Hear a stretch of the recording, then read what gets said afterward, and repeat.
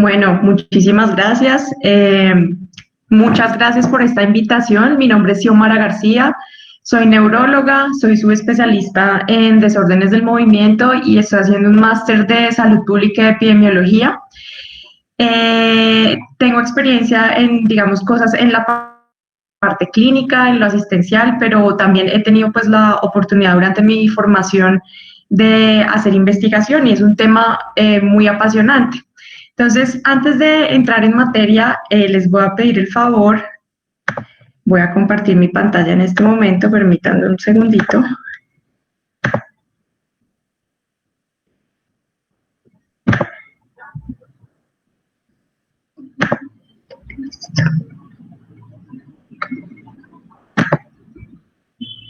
Listo, ¿ven mi pantalla?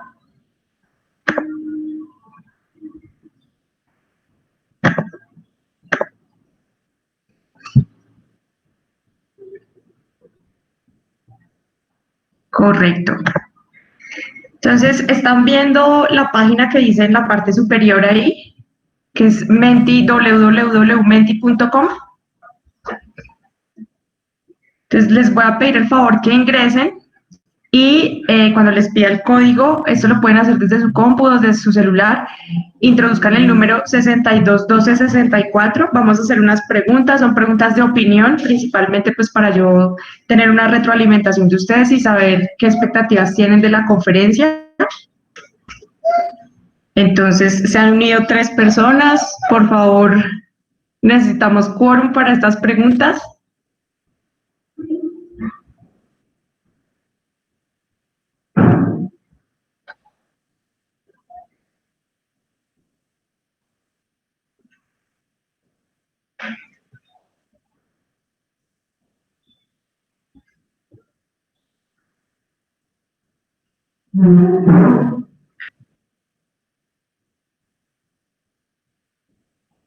Bueno, vamos 6 personas, 7. Listo, cuando lleguemos a 10 arrancamos.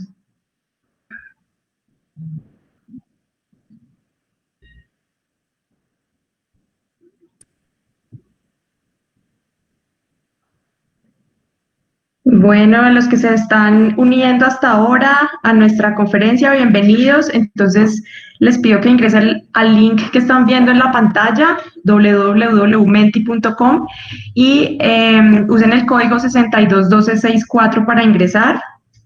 Muy bien, ya tenemos 11, entonces vamos a comenzar. Listo.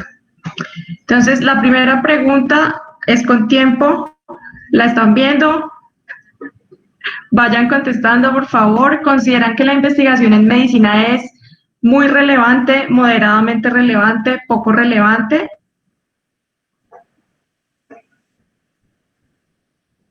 Bueno, muchachos, muy bien. Tenemos muy relevante. Listo. Muy bien. Vamos entonces con el nivel de conocimiento en investigación que ustedes consideran que tienen es alto, medio, bajo, nulo. Si no les sale esta pregunta, por favor actualicen la pantalla.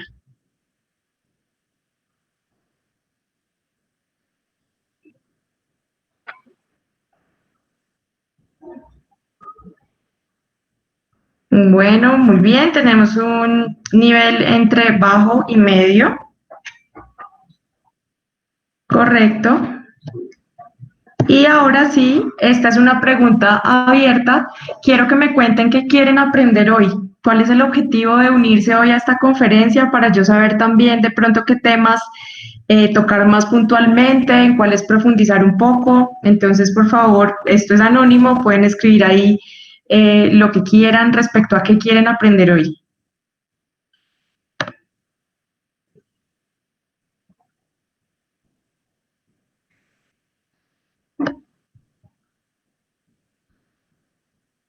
Muy bien, categorías de investigación en medicina. ¿Qué más, muchachos? FOFC. ¿Alguien quiere aprender eso? Bueno, ese tema no lo tengo dentro de mi presentación. ¿Qué más quieren aprender, muchachos? Bueno, sobre mi experiencia en investigación, sobre el riesgo relativo, muy bien, listo. Entonces ya con esto pues yo tengo, muchas gracias por sus respuestas, tengo pues una perspectiva mayor de lo que quieren saber.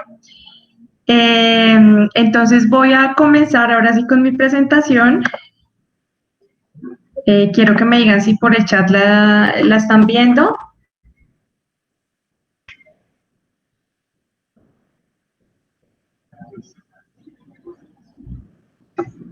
Bueno, muy bien.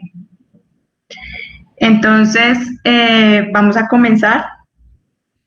Aquí entonces vamos a hablar desde el principio. Entonces, ¿qué es investigar? Sobre todo, ¿qué es investigar en medicina? Sí, esta connotación de investigar siempre tiene como una cuestión de indagar, de encontrar causas, de informarse, sí, pero hay, digamos, distintas visiones y una que me parece muy completa es una que encontramos pues en esta publicación del doctor Mario Hernández, que es posiblemente uno de los salubristas más importantes del país, donde él nos dice pues que es la ejecución de un método determinado con la finalidad de explicar un fenómeno, comprenderlo y, digamos, va más allá un poquito en cuanto a que esto pues debe tratar de buscar interpretar la realidad. Sí, entonces, en este sentido, ya dijimos, es un método. Existen distintos abordajes desde la perspectiva donde nosotros estemos parados en la investigación en medicina. ¿Sí? ¿Por qué razón? Porque tenemos ciencias básicas, pero tenemos también la rama clínica, la rama asistencial, y digamos que uno cuando es médico puede como inclinarse a una hacia la otra, o arriesgarse bastante y hacer un poquito de todo, ¿sí? Que es, digamos, más o menos mi caso. Al final les contaré un poquito más de mi experiencia en ese sentido. Entonces tenemos tres grandes grupos que son la investigación básica, la típica investigación que nosotros hacemos en laboratorio, ¿sí? La investigación epidemiológica, que es posiblemente la que más interesa en general a los colegas del día de hoy, y la investigación clínica. Bueno, entonces vamos a comenzar. No les voy a hablar de la investigación básica, digamos que sería todo un capítulo aparte. Les voy a hablar más en detalle de la investigación epidemiológica y de la investigación clínica. Y la investigación epidemiológica tiene un papel muy relevante en la medicina. Digamos que ha sido la primera aproximación a la explicación de fenómenos colectivos, ¿sí? Y además de describirlos con cierto detalle, permite establecer la magnitud de estos fenómenos, permite plantearse entonces distintos factores que puedan estar influenciando en estos fenómenos y además es la rama a través de la cual nosotros podemos determinar la validez de distintos instrumentos en salud.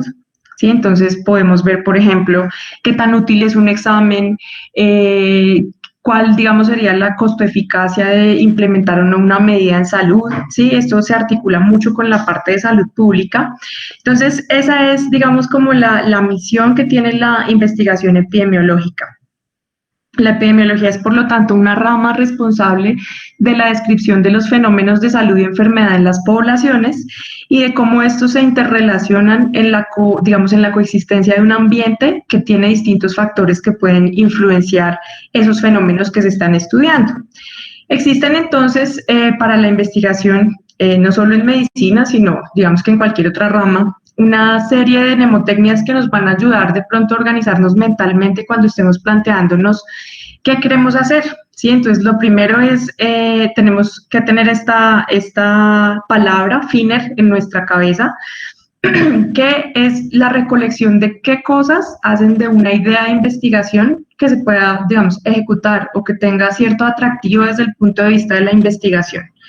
¿Qué cosas entonces debe recoger esta idea? Debe ser algo factible, ¿sí? Factible quiere decir que se pueda hacer, ¿sí? Y aunque esto suena como cosas que son evidentes, créanme que muchas veces cuando uno va al campo de la investigación se encuentra con ideas que no son realizables, ¿sí? Como por ejemplo, pensemos, un estudio buscando una población muy grande de una enfermedad huérfana.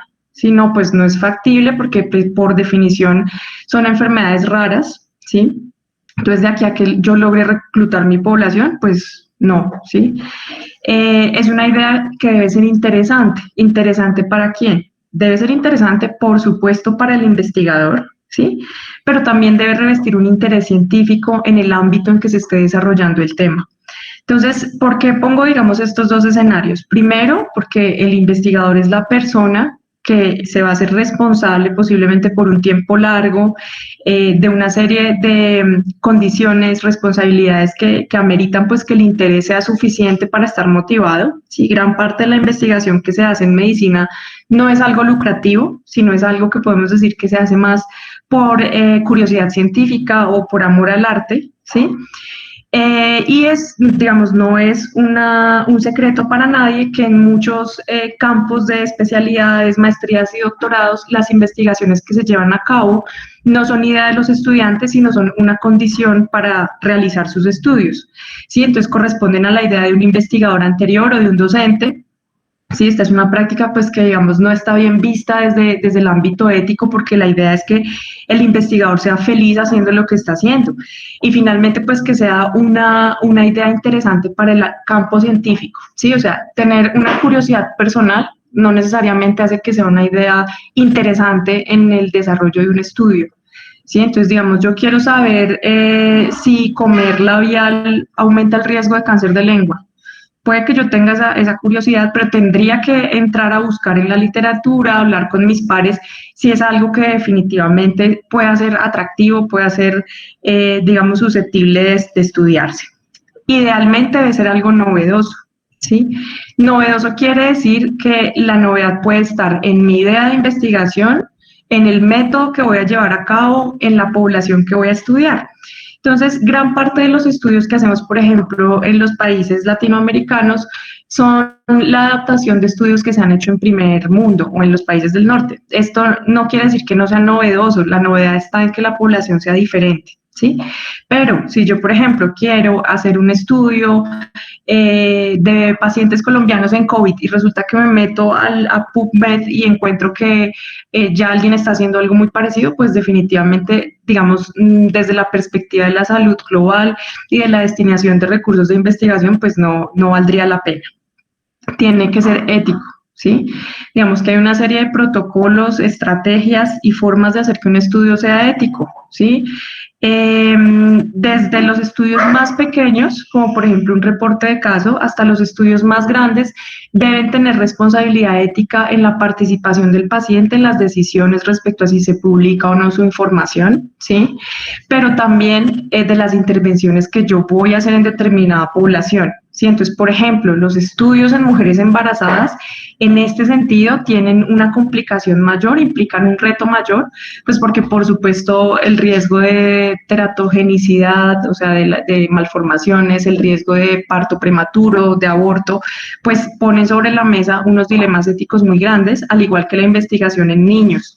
Sí, entonces yo pues soy neuróloga de adultos, digamos que en este sentido no tengo muchas limitaciones, pero por ejemplo la gente que estudia epilepsia en niños, ahorita que estamos entrando pues digamos en una nueva era que es el cannabis medicinal, que tiene evidencia en niños y demás, pues los estudios son limitados en la parte metodológica por lo ético y porque por supuesto pues digamos corresponden a casos extremos de epilepsia refractaria, ¿sí? Entonces son como, digamos, por necesidad que se llega allá, pero por ejemplo pensar en tener un estudio con miles de participantes es algo que no es viable, es muy raro encontrar estudios de este tipo, sobre todo cuando hay una intervención.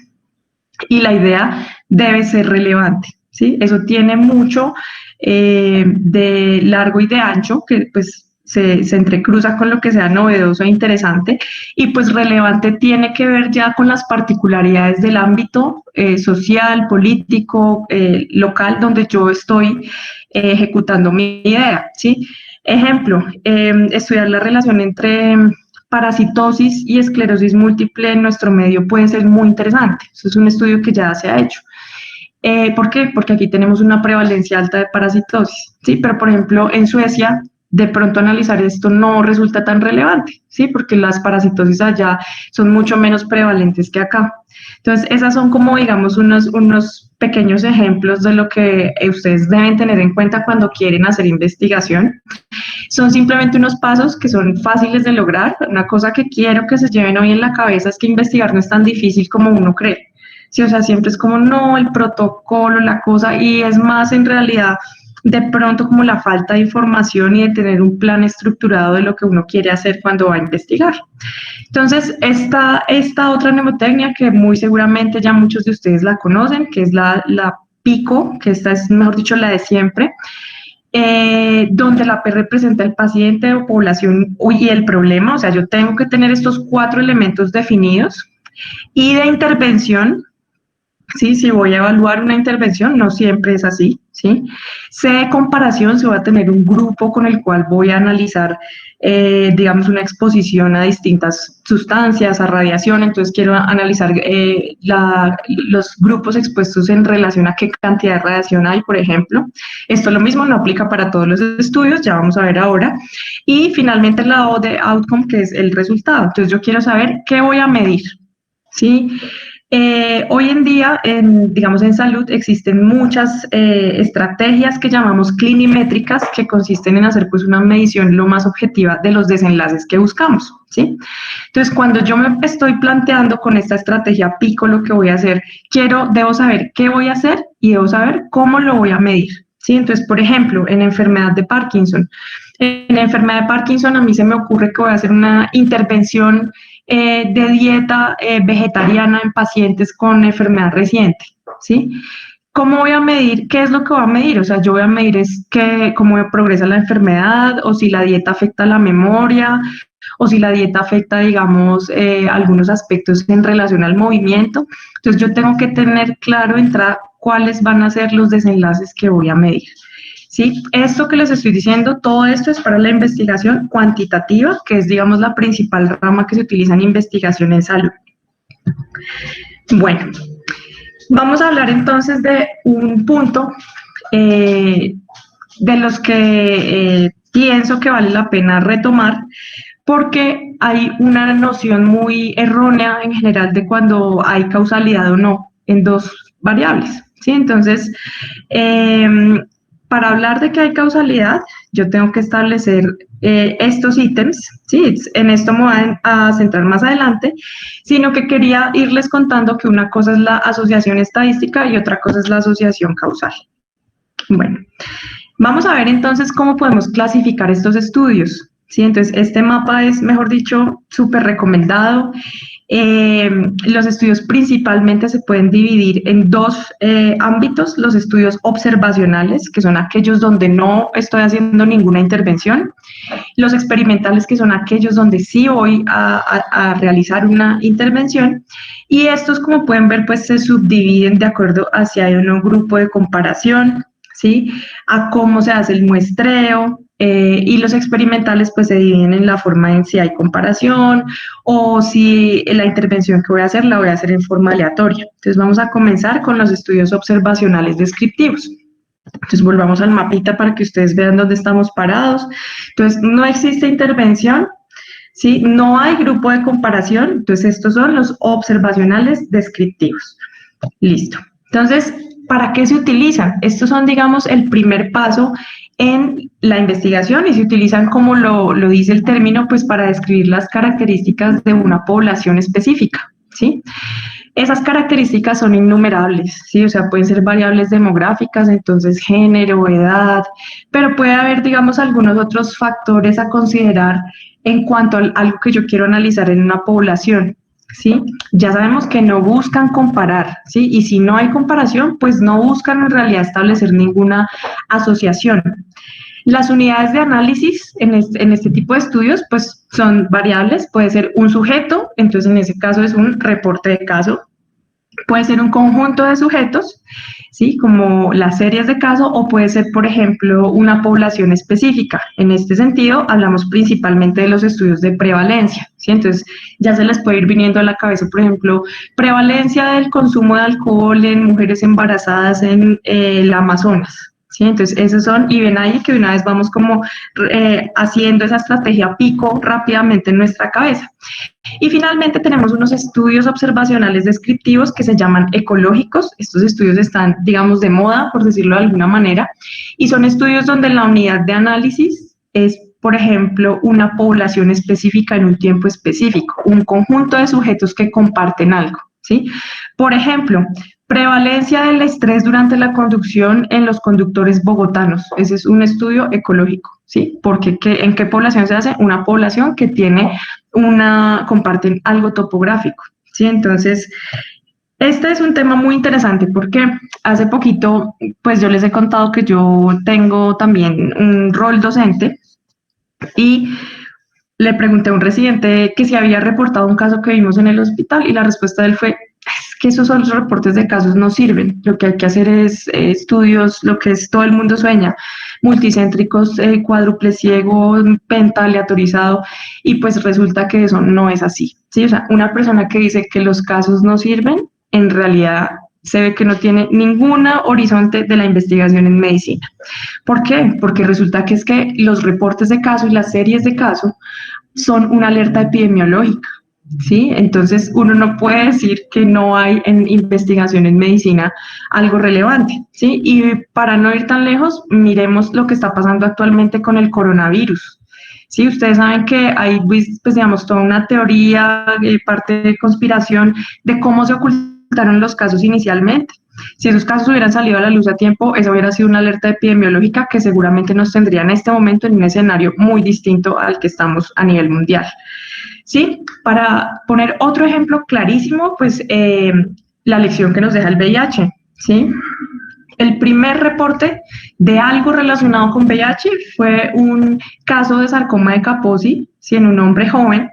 Estas pues son unas lesiones dermatológicas que hoy en día nosotros consideramos muy características de VIH, pero pues obviamente en ese momento simplemente llamó la atención que se presentara este sarcoma en un grupo de edad diferente al que habitualmente se presenta, que es la tercera edad, ¿sí? ¿Qué pasó? Un año más tarde se reportaron 5 casos de neumocistosis en hombres jóvenes homosexuales. ¿Sí? Cuando se hizo el análisis retrospectivo, pues digamos que fue ya muy evidente que había un nexo con una enfermedad que se describió después en el año 82, que era el virus del síndrome de inmunodeficiencia humano, producto del virus de inmunodeficiencia humano.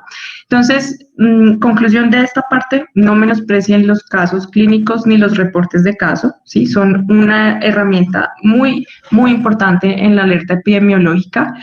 Y pues por ahí, como decía un profesor mío, listo, un caso raro, reporte de caso.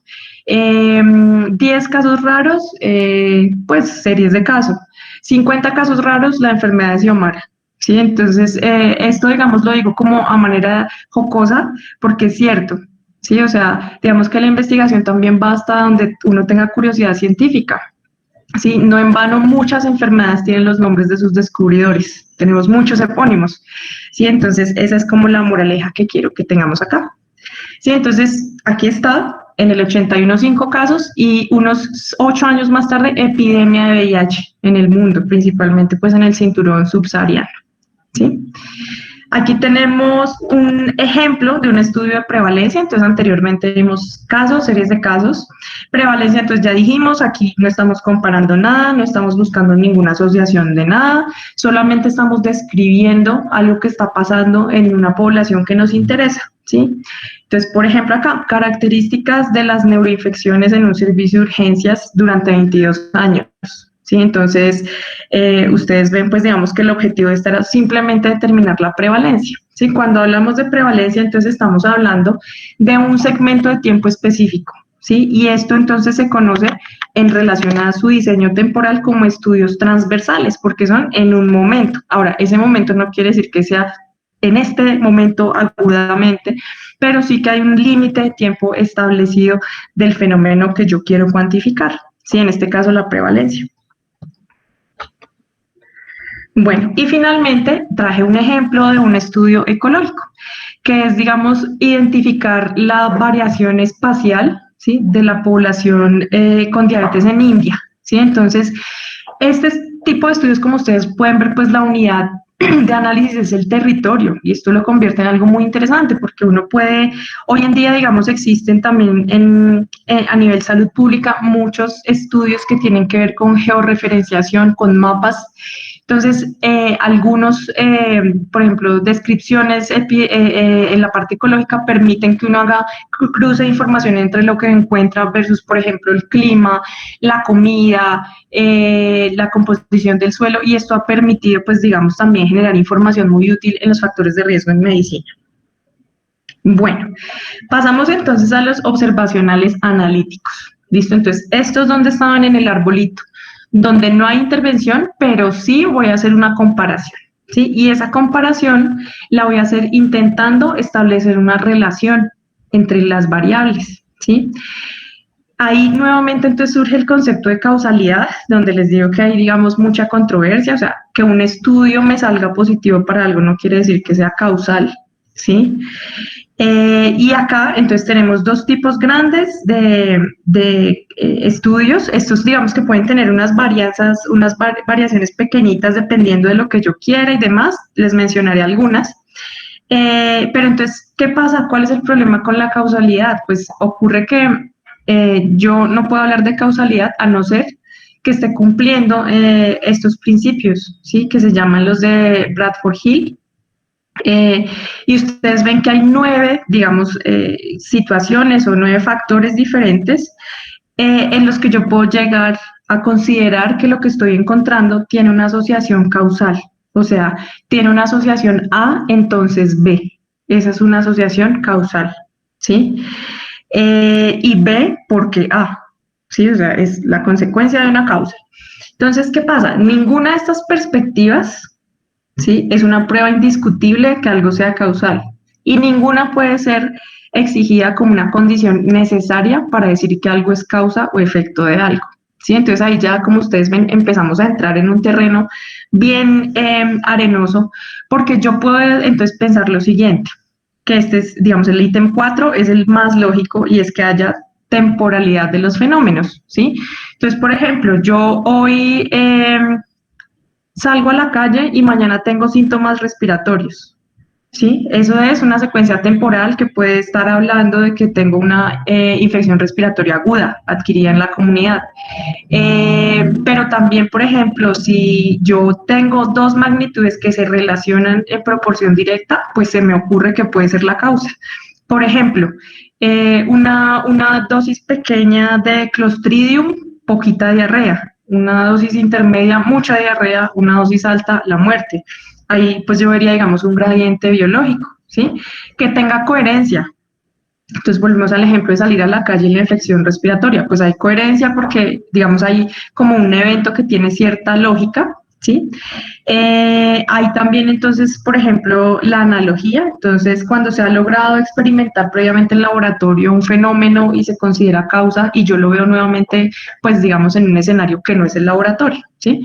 Entonces, por ejemplo, yo le puedo inducir a ratones de laboratorio una neuroinfección al inocularles Neisseria, meningitis, ¿sí? Les da meningitis severa, se les encuentran signos meningios. Bueno, pues si yo hago esto en una persona y tiene lo mismo, puedo considerar que la causa es la misma, ¿sí? Entonces, esos son, digamos, solo como algunos de los ejemplos. Obviamente esto nos da para toda una charla aparte, pero pues lo mismo, esto no es tan fácil decir, ah, claro, es que fue intenso, es que fue consistente, es que hubo secuencia temporal, entonces es la causa, y mucho menos decir, es que la P es menor a 0,05, ¿sí? Que entonces la causa, no. Ahí hay una asociación estadística, pero para yo hablar de la causa, además de tener la asociación estadística, tengo que cumplir con la mayor parte de estos principios. Entonces, ustedes ven que ahí emergen unos factores como, por ejemplo, de confusión, ¿sí?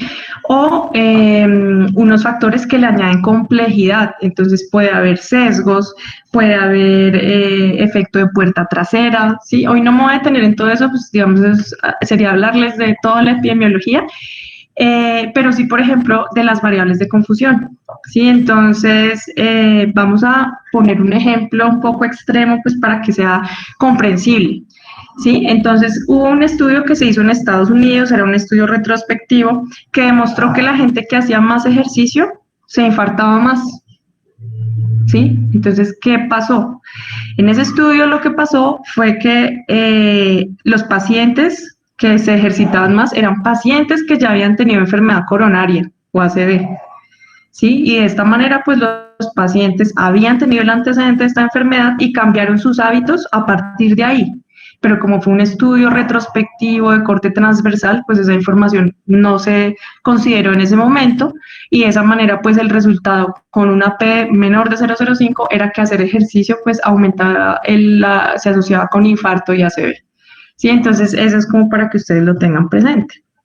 Bueno, aquí entonces pasamos a nuestro primer ejemplo en este sentido, que son los estudios de casos y controles.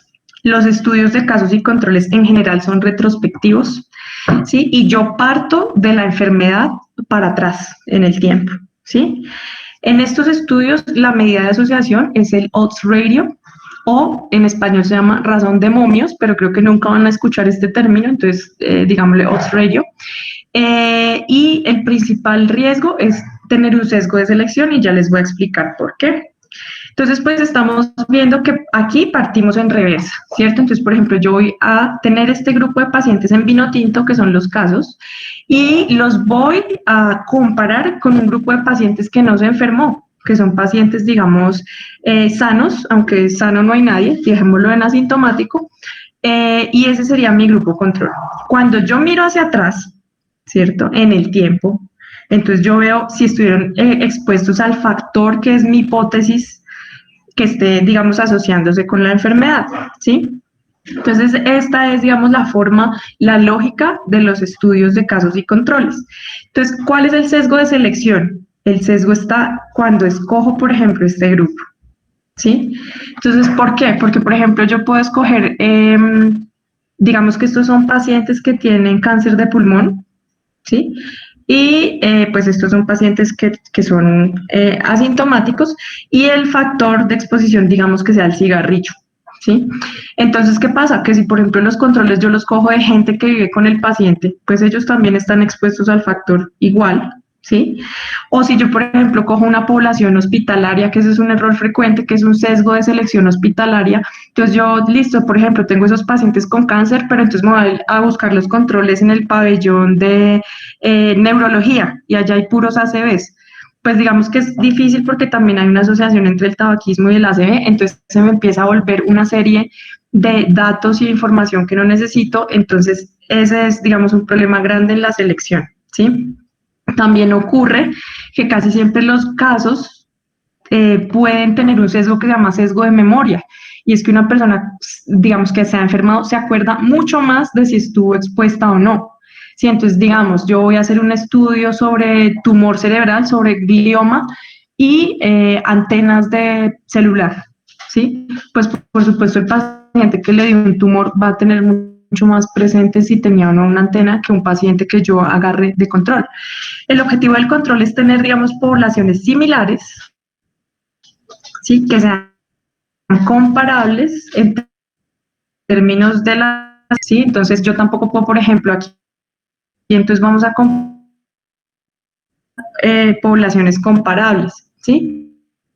Entonces, por ejemplo, yo voy a comparar dos poblaciones de cáncer, una rural y una urbana. No puedo, ¿sí? Porque las características ambientales, sociodemográficas, van a hacer que no sean poblaciones comparables. Yo tendría que buscar los controles que sean, digamos, una población que comparta por lo menos lo demográfico.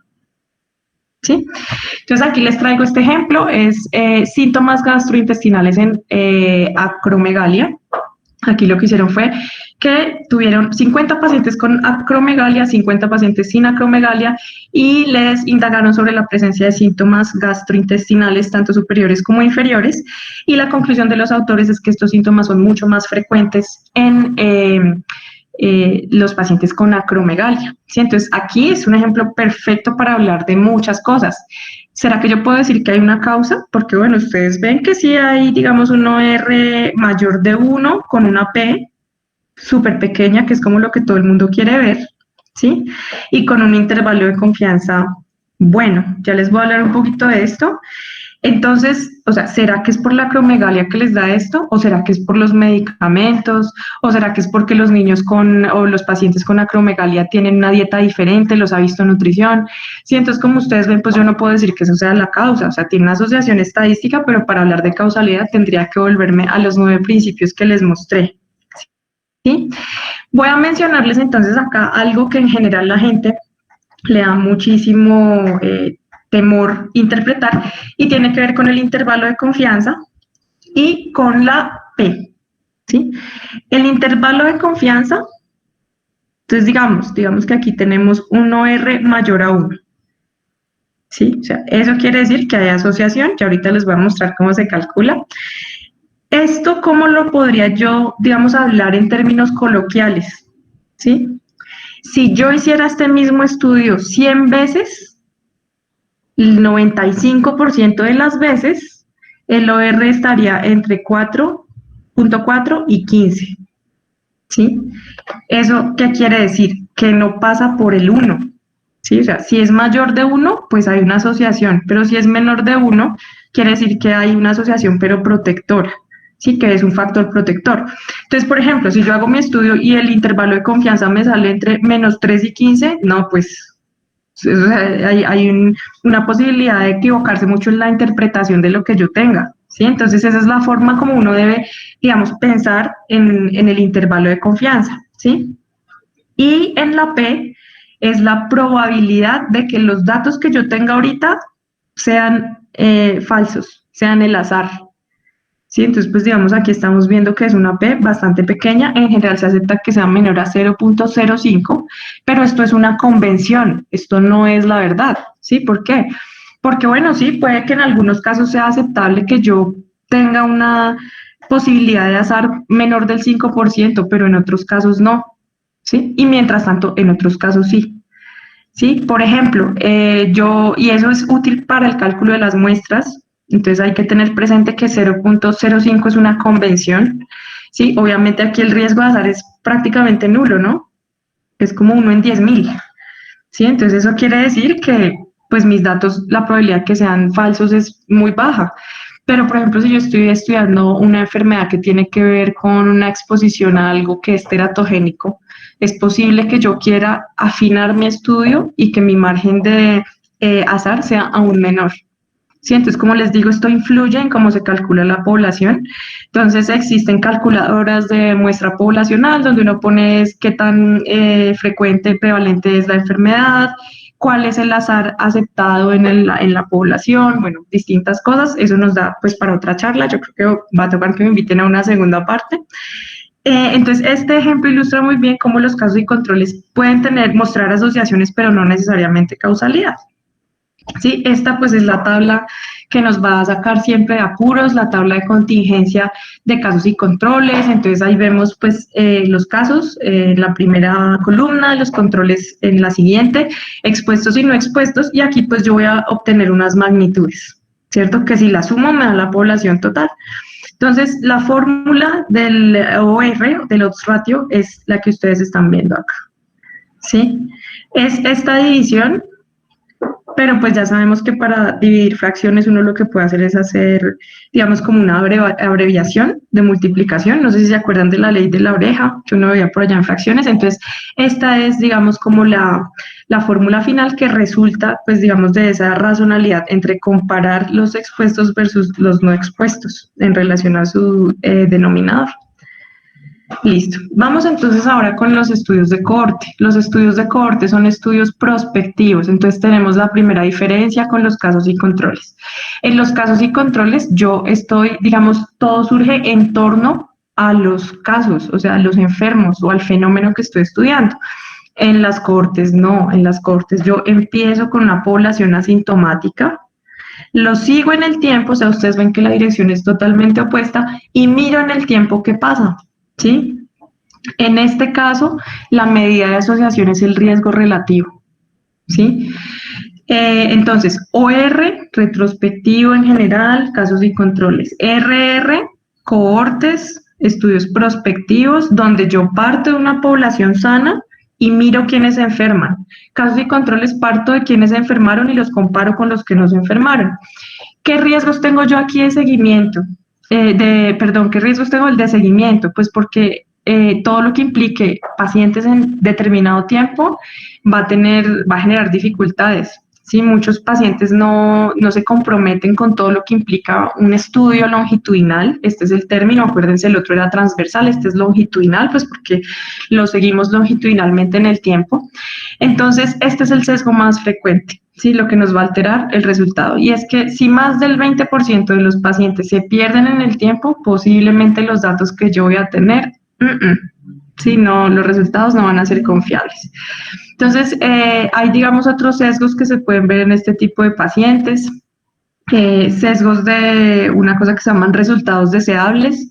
Entonces, por ejemplo, si son cosas que yo no puedo medir objetivamente, a veces de pronto la información que me puedan dar los pacientes en las cortes se inclina hacia algo o no. ¿Sí? Igual ese sesgo también, por ejemplo, se ve en casos y controles.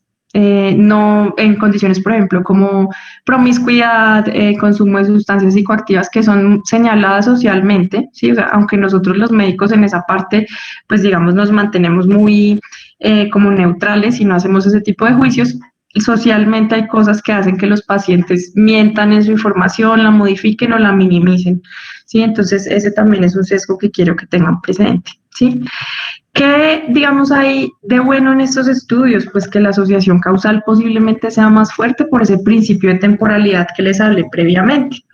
El estudio de corte más famoso del mundo es este, posiblemente ustedes ya lo han escuchado, es el estudio de Framingham, donde desde 1948 se viene estudiando en las generaciones sucesivas los factores asociados al riesgo cardiovascular. ¿Sí? Entonces, imagínense tener una cohorte desde 1948, o sea, mejor dicho, el riesgo cardiovascular y cerebrovascular prácticamente tiene sus bases en la cohorte de Framingham, a tal punto que existe una escala, un score que se desarrolló para estimar el riesgo y es, digamos, el resultado de toda esta investigación. Sí, entonces ya llevamos 70 años del legado de este estudio. Siguen, digamos, ya saliendo subestudios o subanálisis de las poblaciones iniciales, de sus descendientes. Entonces, pues esto nos va a poner sobre la mesa aún más de lo que conocemos del riesgo cardiovascular. Desventaja, además del seguimiento, pues esta metodología es costosa, ¿sí? O sea, imagínense lo que implica seguir todo un pueblo, en este caso, por 70 años. ¿Sí? Con sus descendientes, teniendo en cuenta todas las variables, ¿sí? Los estudios de casos y controles son más baratos, son más fáciles de hacer y uno puede ver resultados rápido, ¿sí? Son útiles, por ejemplo, en enfermedades raras, ¿sí? En un estudio de cohorte, pues estudiar enfermedades raras en forma prospectiva podría traer información interesante, pero no cumpliría con el FINER, ¿sí? Que es, digamos, nuestra parte inicial, pues porque resultaría supremamente costoso, seguramente se perdería el seguimiento. Sí, entonces eso en ese sentido. Pero hay algunos tipos, aquí les traigo esto como ejemplos porque hay muchos más. Hay algunos casos donde hay como unos intermedios, entonces tenemos los casos y controles anidados en una cohorte y esta es una estrategia que se hace para contener el costo. ¿Sí? Entonces, por ejemplo, yo quiero lo mismo, analizar una enfermedad, una mutuación puntual para distonía en una cohorte, ¿sí? Pues es una enfermedad que es poco frecuente, es además un estudio costoso, hacer estudios moleculares pues obviamente es algo que implica un costo en la investigación. Entonces, ¿qué pasa? Que yo digamos tengo proyectada esa cohorte a 10 años, pero cuando llevo 2 años ya llevo 20 pacientes. ¿Sí? 20 pacientes enfermos.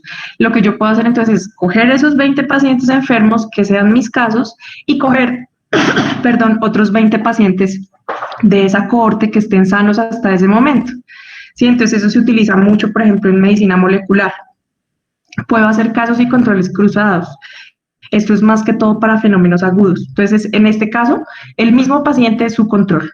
¿Sí? Y ustedes me dicen, bueno, ¿y eso cómo puede ser? Entonces, por ejemplo, la asociación entre infarto y cocaína se estableció así. ¿Sí? Entonces se determinó en los pacientes que llegaban al servicio de urgencias con infarto agudo del miocardio y consumían cocaína, cuánta habían consumido, a qué hora, y los compararon con ellos mismos en circunstancias similares, obviamente previas, ¿sí? Y finalmente están las cohortes retrospectivas que también tienen un objetivo de contener costo, y es que yo, digamos, más o menos imaginariamente viajo en el tiempo. ¿sí? Y es que agarro una cohorte de pacientes, no sé, por ejemplo, los pacientes que van por control de enfermedad de Alzheimer al neurólogo, ¿sí?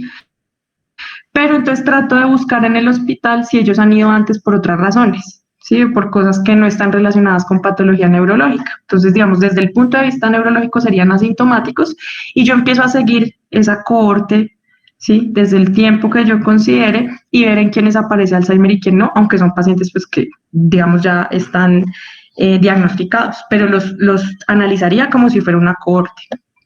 Bueno, vamos a pasar entonces a los estudios experimentales. En los estudios experimentales, si hay una intervención, puede haber o no grupo control. El control más apropiado es el placebo, ese es el control ideal. Pueden estar o no aleatorizados, ¿sí? Hay gente que dice randomizado, no, aleatorizado es la traducción en español. Y debe estar idealmente enmascarado, ¿sí? Esto, pues, digamos, tiene un papel importante en los estudios de farmacología. ¿Por qué debe haber placebo? ¿Por qué deben ser controlados? Pues porque todos sabemos que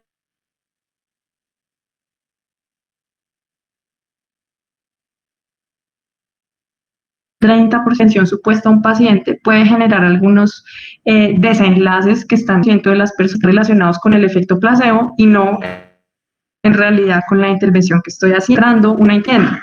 Entonces, tener un grupo placebo me va a permitir compararlos y saber hasta, ¿sí?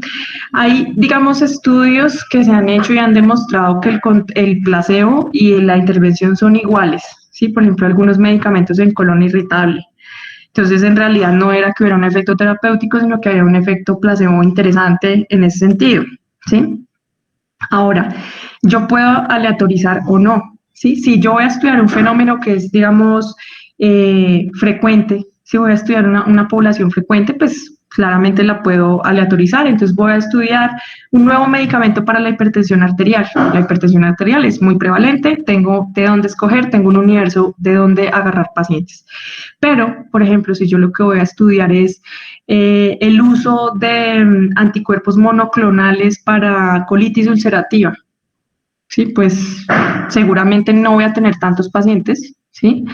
Y voy a tener que seleccionar es a los que lleguen, ¿sí? Esto se llama muestreo por conveniencia, cuando yo no aleatorizo, y se denominan estudios cuasi experimentales. O sea, cuando yo no hago la aleatorización, sino que por conveniencia yo asigno a qué grupo va cada paciente o no lo puedo aleatorizar, se denomina un estudio cuasi experimental. Y el enmascaramiento hace referencia a que nadie sepa quién está en el grupo de la intervención y quién en el grupo del placebo. Puede ser entonces enmascarado sin enmascaramiento abierto, que es que todo el mundo sabe qué pasó, ¿sí? Quién se está interviniendo y quién no. Esto, por ejemplo, se ve en estudios de intervenciones invasivas. ¿Sí? Entonces, es difícil que yo me invente un placebo, por ejemplo, para que un paciente crea que se operó de algo. Es difícil, ¿sí? Entonces, pues en algunos casos se hacen estudios abiertos, aunque existen estudios sham, se llaman así, sham, donde al paciente se le hace creer que tuvo la intervención. Sí, son bien interesantes. Puede tener enmascaramiento único, que es que el paciente no sabe qué es lo que está recibiendo, si es placebo o es la intervención, digamos, verdadera. Estos estudios pues tienen un sesgo grande porque entonces quienes administran la medida y quienes analizan los desenlaces pues obviamente tienen un conflicto de interés. Esto no quiere decir que no sea ético, sino que eso hace parte de la investigación, que uno pues obviamente quiere que sus resultados sean buenos. Puede haber enmascaramiento doble, que es cuando los que recogen los de qué grupo está cada persona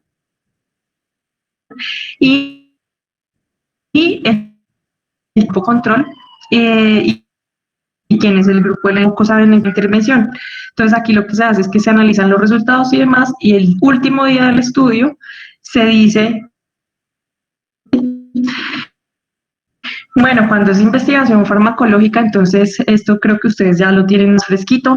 Hay 4 fases, una fase para establecer la seguridad, una fase para establecer la dosis respuesta, una fase, digamos, para, digamos, establecer exactamente cuál va a ser la intervención y una fase 4 que es la fase de vigilancia epidemiológica después de que se comercializa una molécula.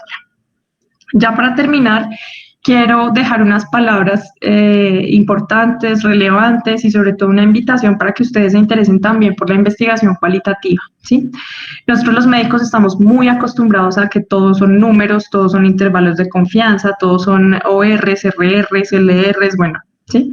Y resulta que hay muchas preguntas en medicina que la respuesta no se podría resolver a través de la investigación cuantitativa, como por ejemplo lo que estuvimos viendo de la causalidad. Entonces, cada vez están tomando un papel más importante los estudios cualitativos, son una visión totalmente diferente de las ciencias, ¿sí? Hacer estudios cualitativos, a mi parecer, es más difícil que hacer un estudio cuantitativo, porque el estudio cuantitativo tú tienes el plan de trabajo clarísimo, mientras que un estudio cualitativo, el protocolo puede cambiar en la medida de lo que tú vas encontrando, ¿sí?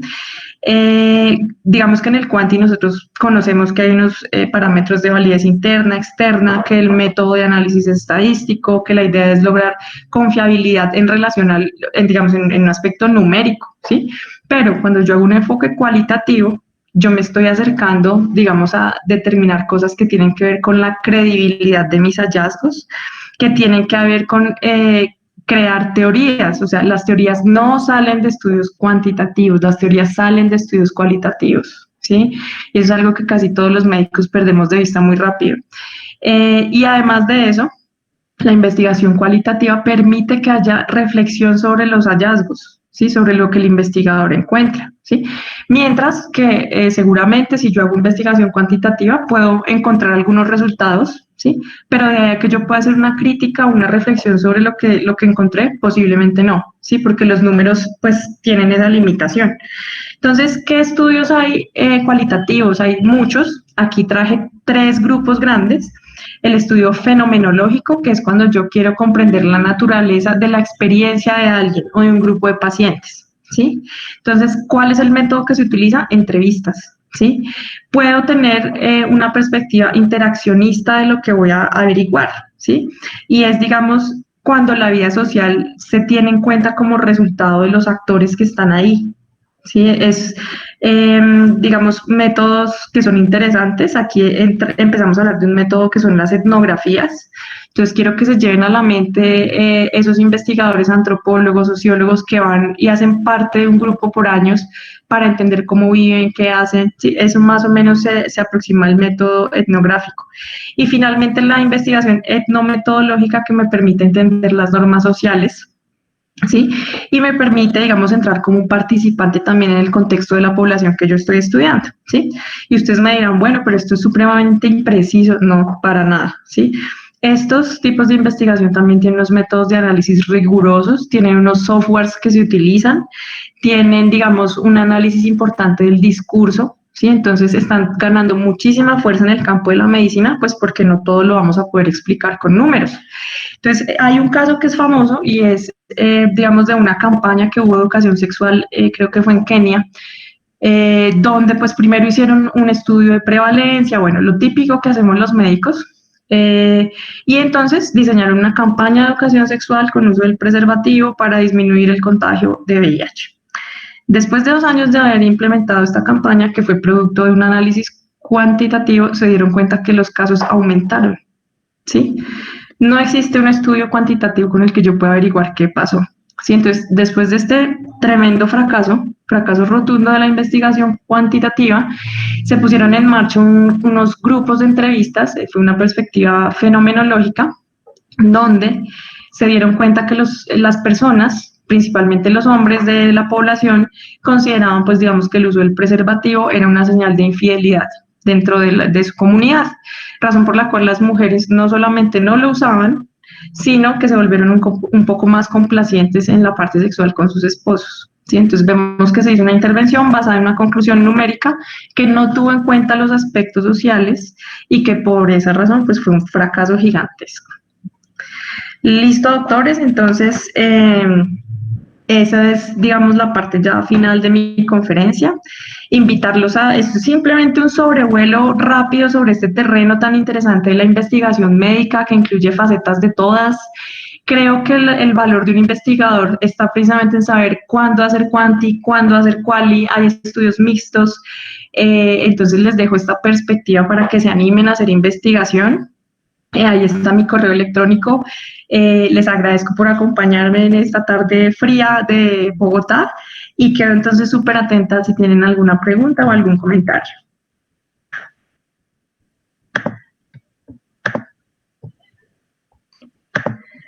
Listo. Bueno, entonces quedo atenta en el chat o no sé cómo sean los parámetros acá, si de pronto pueden encender su micrófono, hacerme preguntas. Bueno, esperamos un momentico para ver si tienen alguna pregunta y la pueden escribir por el chat. Claro que sí. Entonces demos un momentito.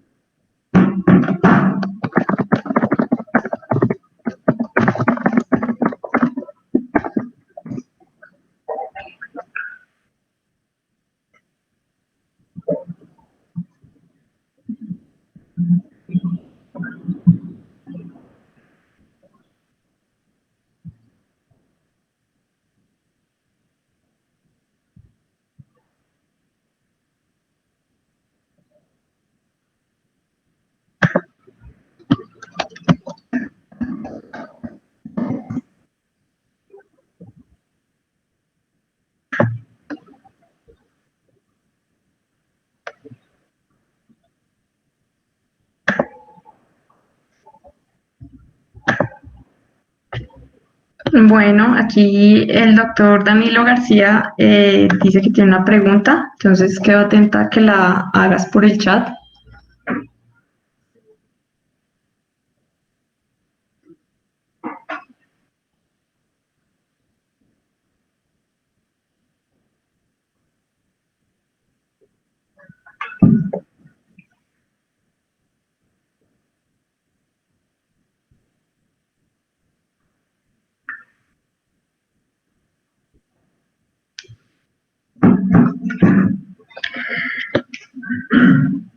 Listo, entonces dice, así como existe la guía del planteamiento PICO para investigación cuantitativa, existe una guía para investigación cualitativa. Entonces, digamos que no existe una estrategia tan rígida, precisamente pues porque trabajar con datos cualitativos es una cuestión bastante diferente, pero sí existen, digamos, planteamientos metodológicos para el tipo de investigación que ustedes quieran hacer.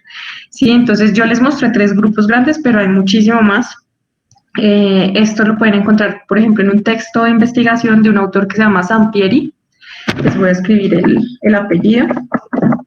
Sí, ahí este texto tiene, por ejemplo, métodos de investigación quali y quanti y trae pues unos ejemplos súper ilustrativos. Entonces, de cómo hacer investigación fenomenológica, cuáles son los pasos a seguir, cuál es el método de análisis, cuál es el software recomendado. Entonces, esta sería como mi respuesta. ¿Tienen de pronto alguna otra pregunta, doctores?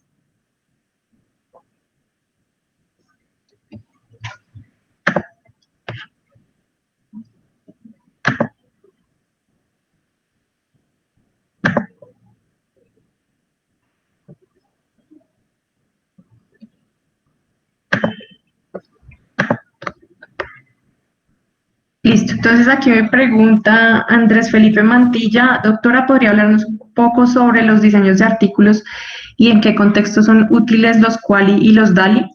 Bueno, entonces digamos que hay otra perspectiva más que todo poblacional, que tiene que ver con la costo-eficacia y con el costo que tienen las enfermedades, pero no en términos, digamos, netamente monetarios, sino en años perdidos y de calidad de vida. A eso hace referencia esas unidades. Quali y DALI son unidades, digamos, artificiales que se utilizan para hablar de la pérdida de calidad de vida en una población o un individuo, ¿sí? La gran mayoría de estudios que se están haciendo hoy, por ejemplo, en enfermedad crónica, enfermedades crónicas no transmisibles se llaman, que son, pues, digamos, la principal carga en salud pública a nivel mundial, incluyen esta parte, ¿sí? Porque entonces son unos costos que pueden resultar insensibles para el sistema. Entonces, esto te permite establecer, pues, digamos, si se han perdido cuántos años y esos años los puedes poner dentro de todo el engranaje, por ejemplo, un sistema laboral de un país. Sí, entonces, por ejemplo, si es una enfermedad que ataca a hombres únicamente, cáncer de próstata, entonces tú puedes determinar cuántos han sido los años perdidos en calidad de vida de esos pacientes y los años perdidos de vida, ¿sí? Los años perdidos de vida, pues son la unidad que tú utilizas cuando es una enfermedad que tiene una mortalidad asociada, ¿sí? Los años de calidad de vida tienen que ver más con la pérdida asociada a la discapacidad, ¿sí? Entonces tú puedes saber, por ejemplo, si la expectativa de vida de una población, de los hombres en esta población que estamos teniendo hipotéticamente es 80 años, pero tú ves que los que tienen cáncer de próstata mueren a los 72. Entonces tú tienes esa diferencia de años, la multiplicas por el número de personas que estuvieron enfermas y fallecieron por eso, y eso lo puedes volver, no solamente, digamos, ese dato en años, sino lo puedes transformar también en mediciones económicas, ¿sí? En la parte, pues, de economía de la salud. Entonces, en esos escenarios es muy útil. O, por ejemplo, en Parkinson se utiliza mucho la calidad de vida, años de calidad de vida perdidos. ¿Sí? Si yo no tengo Parkinson y muero a los 80 años, pues mi calidad de vida va a ser muy superior a un paciente con Parkinson que no se trate adecuadamente y que llegue a esa misma edad, ¿sí? Porque el Parkinson no afecta la expectativa de vida, sino la calidad de vida. Entonces, yo lo mismo, puedo extrapolarlo en tiempo y puedo volverlo alguna variable de interés en farmacoeconomía, llámese años de trabajo, llámese, por ejemplo, lo que el paciente aporta laboralmente o llámese, por ejemplo, dinero, que es finalmente lo que se hace, pues se aterriza en muchos escenarios. Doctora, Bueno, Paula nos tiene otra pregunta, la sí. cual, ¿cómo se puede iniciar una investigación estando en cuarentena o aislamiento? Bueno, esta pregunta me gusta mucho, ¿sí? Porque refleja primero que quieres investigar y segundo que pues ya estás pensando como salubrista, ¿sí? Yo pienso que todos obviamente vemos salud pública en la formación y esto es algo que no se puede salir pues de nuestra mente, ¿sí? Entonces, tú puedes, por ejemplo, acceder a muchas bases de datos que son gratis. Entonces, tenemos acá en la Secretaría Distrital de Salud de Bogotá todos los registros de enfermedades de Bogotá de los últimos 20 años. ¿Sí? De ahí es donde se saca la estadística para, pues, epidemiológica de Bogotá. Tú puedes descargar estas bases, puedes, por ejemplo, empezar a mirarlas en Excel, aislar variables, ¿sí? O puedes, por ejemplo, irte un paso más allá y hacer un estudio de encuesta, ¿sí? No tienes que salir de tu casa. Ahorita, pues yo no les contesto al principio, yo estoy trabajando con una compañía de cannabis medicinal, haciendo pues la gerencia científica en esa compañía en la parte de neurología, y con un colega mío psiquiatra estamos haciendo un estudio sobre las percepciones que tienen los neurólogos y los psiquiatras sobre el uso del cannabis medicinal en esos dos campos. Y es netamente encuesta de Google. Incluso pues la herramienta Forms de Google te permite diseñar la encuesta y te bota las gráficas diarias de lo que vas obteniendo, ¿sí?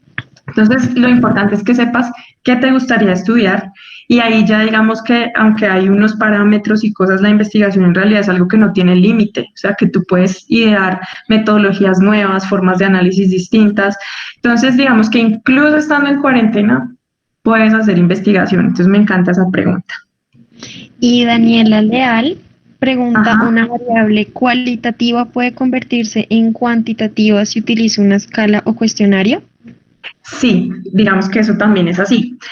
Es muy importante aprender a identificar las variables de forma adecuada porque eso permite saber cómo las voy a analizar. ¿Sí? Entonces, a veces, digamos, este es un comentario ya como un poquito fuera del tema, pero me parece relevante. Uno empieza a leer un artículo y se desmaya, ¿no? Cuando empieza a leer que hicieron la prueba de TED Student y luego la de Kolmogorov, Smirnov y encontraron en el chi cuadrado, ¿sí? No se dejen asustar por estas palabras. ¿Sí? Esos simplemente son los métodos que se utilizan de acuerdo a las variables que se están utilizando. Entonces, por ejemplo, yo puedo tener una variable cualitativa de sabores, ¿sí? Entonces, por ejemplo, la gente que le gusta la cocina, ¿sí? Entonces hace un estudio de investigación de mercado sobre cuál sabor le gusta más a la gente y pues es algo cualitativo, ¿cierto? Pero yo puedo volverlo ordinal, puedo volverlo números, ¿sí? O puedo volverlo, por ejemplo, binario, que eso se utiliza mucho para facilitar los análisis. Entonces, por ejemplo, ¿le gusta el dulce? Sí, no. Si no, se puede volver un 0 y un 1. ¿Sí? Cuando yo, por ejemplo, comparo dos variables que son cualitativas, hago chi cuadrado. ¿Sí? Cuando voy a estudiar una variable que es numérica y tiene una distribución normal, o sea, en campana de Gauss, hago una T de estudiante. ¿sí? Entonces tú también puedes, digamos, ingeniártelas para cambiar las variables. Ahora, la mirada de la investigación cualitativa es diferente. Ahí entonces tú dices, tú no vas a preguntar cuál de estos sabores le gusta más, ¿sí? Sino que tú le vas a preguntar, por ejemplo, a una persona, ¿cuál es su sabor favorito y por qué? ¿Con qué lo asocia? ¿Con qué? Entonces te va a dar, digamos, unas respuestas distintas, ¿sí? Preguntando algo que es muy similar, si le das un enfoque quanti versus si le das un enfoque quali. O tú puedes, por ejemplo, irte así de, mejor dicho, innovador en la investigación y hacer un mixto y primero hacer entrevistas o hacer encuestas semiestructuradas, o sea, con preguntas abiertas y cerradas, y con las conclusiones decir, listo, esta es la información que necesitaba para saber cómo voy a definir mis variables numéricas o cuantitativas. Listo, doctora. El Danilo Alejandro García Orjuela pregunta, ¿cuál consideras que es el alcance que puede tener una investigación desarrollada por estudiantes de medicina? Listo, pues muchachos, todo el alcance, ¿sí? O sea, en realidad las investigaciones más importantes del mundo pues han sido lideradas seguramente por un epidemiólogo, por un saludista, pero la gente que tiene las ideas de investigación más importantes, la gente que está en formación, es la gente que tiene las mejores ideas y que tiene los instrumentos para hacer investigación, ¿sí? Y lo digo también por mi experiencia personal. Yo tuve pues la oportunidad de hacer mi subespecialidad de movimientos anormales en Cleveland Clinic, que pues es una clínica que es muy famosa porque se hace investigación, fuerte investigación. Y yo les puedo decir allá que los que hacíamos la investigación éramos los estudiantes, o sea, las personas de pregrado, de posgrado, del fellow, ¿sí? Obviamente coordinados con el grupo de epidemiólogos, con un estadístico, pero la investigación la hacíamos nosotros. Y nosotros, mi grupo, el que estábamos en ese momento, hemos logrado publicar muchas cosas de un síndrome que se llama el síndrome de abstinencia dopaminérgicos. Y eso es algo que ha revolucionado la mirada que se tiene de algunos medicamentos en Parkinson. Entonces, un estudiante, ¿qué alcance puede tener con su investigación? Absolutamente todo el alcance. Sí, puede sentar las bases de algo nuevo. Generalmente la gente que hace los reportes de caso es la gente que está en formación, ¿sí? Porque muchas veces ya el profe dice como, no, yo no me voy a sentar 6 horas. No, el estudiante claro que lo va a hacer. Y de pronto emite esa alerta epidemiológica y de pronto de aquí a mañana no es un solo caso, sino que empezó a ver lo mismo y después se va a llamar, no sé, el síndrome de Asemutka, qué sé yo, ¿sí? Entonces, el alcance es la meta que ustedes tengan y la forma como vean la medicina. Un verdadero doctor es un investigador todo el tiempo. Siempre está buscando signos, siempre está buscando síntomas, asociaciones, cosas, entonces nunca pierdan pues ese instinto que tenemos. Somos investigadores privados, frustrados, entonces eso nos tiene que mantener vivos en esta profesión. Listo, doctora, muchas gracias. Y como última pregunta tenemos a Alejandra Pérez Díaz, que pregunta, doctora, ¿cómo es la mejor forma de interpretar los resultados de una investigación? ¿Existe alguna herramienta que nos puedas recomendar? Sí, digamos que depende, ¿sí? Si es cualitativa, existe un software que se llama En Vivo, o sea, En Vivo, es gratis y te permite analizar imágenes, te permite analizar discurso, te permite analizar encuestas, eso en la quali. En la quanti, pues está desde lo más básico, entonces, por ejemplo, hay un paquetico que tú le puedes activar al Excel para que te haga todo lo de estadística descriptiva, ¿sí? Entonces es súper chévere porque tú le metes ahí la tabla y le das simplemente como hacer descriptiva y te bota los porcentajes, la varianza, todo, ¿sí? Digamos, yo el que más uso es SPSS, ¿sí? En cuanto a los resultados propiamente, ¿sí? Y eso es súper fácil de usar, o sea, créanme que eso es cuestión de uno sentarse, sacarle tiempo, hay muchos videos en YouTube, hay cursos de SPSS, hay otro programa que se llama Stata, ¿sí? Pero recuerden que él les va a dar un número, ¿sí? La interpretación de los resultados es lo que ustedes concluyan con las preguntas que tenían y con los desenlaces que se hayan planteado, ¿sí? Entonces, ustedes se dan cuenta, no es un ejercicio que sea solo estadística, no es un ejercicio que sea solo análisis del discurso, no, sino que hay que tener muchas habilidades y sobre todo mucha creatividad a la hora de plantear los estudios y de, digamos, establecer los resultados que ustedes estaban buscando. Entonces, no es una tarea que sea fácil, en el sentido en que no es así como que ustedes sacan de una vez las cosas, sino que uno se va encontrando con distintos retos, pero la investigación es algo que vale la pena. Digamos que desafortunadamente el incentivo aquí no es mucho en Colombia. Existen pues formas de financiar la investigación a través de conciencias, organizando grupos de investigación, pero pues para nadie es un secreto que acceder a estos recursos no es fácil. Sin embargo, lo que les digo, por ejemplo, hay estudios de casos y controles que son gratis, ¿sí? O sea, es sentarse a revisar las historias. Lo que vale ahí es el tiempo de la persona que se pone a hacerlo, pero por ejemplo, si uno tiene el tiempo en estos momentos de cuarentena, pues puede hacerlo. ¿Sí? O puede hacer una encuesta telefónica, o puede hacer una encuesta por Google, o puede, sí, son muchas cosas. Entonces, esa sería mi respuesta. Vale, doctora. Y queda una última pregunta por contestar. La hace Ajá. Camila Suárez, que es cómo enfocar una investigación a cierto tipo de población o cómo escoger la población a estudiar sin que ésta pierda su enfoque neto y no excluya Ajá. personas. Por ejemplo, al momento de tabular información acerca de la percepción del cáncer, personas que son externas al cáncer, personas que padecen cáncer, doctores, etcétera. Listo, espera, me vuelvo y leo. Mm, listo, pues ahí depende como más el enfoque investigativo que le quieras dar. Sí, entonces si es una cuestión de relacionada pues con la percepción y demás, tienes que limitar cuál va a ser la población a estudiar, ¿sí? Y esto lo puedes hacer, podrías hacer un diseño cuantitativo, ¿sí? Entonces, por ejemplo, puedes hacer una encuesta estructurada, ¿sí? O sea, donde no haya preguntas abiertas, sino todo sea de selección, ¿sí? O puedes hacer un estudio quali, digamos, con entrevistas, ¿sí? En general, cuando es hablar sobre percepciones y demás, me parece que son mucho más valiosos los estudios cualitativos, pero lo que te digo, eso depende pues del enfoque que tú le quieras dar. Ahora, pues digamos que tú me dices que cómo no excluir información y perder el enfoque neto, tienes que plantear muy bien la pregunta de investigación, ¿sí?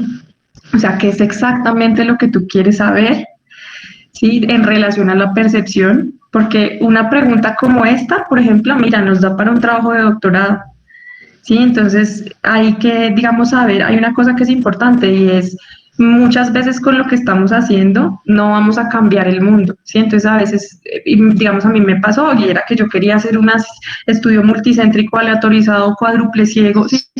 No, vamos a empezar por el principio, vamos a empezar a depurar esas variables que queremos saber para ir haciendo unos diseños que sean costo efectivos, ¿sí? Entonces eso pues digamos puede requerir tiempo. Entonces no sé si te respondí la pregunta bien, entonces espero que me respondas por ahí si sí o no.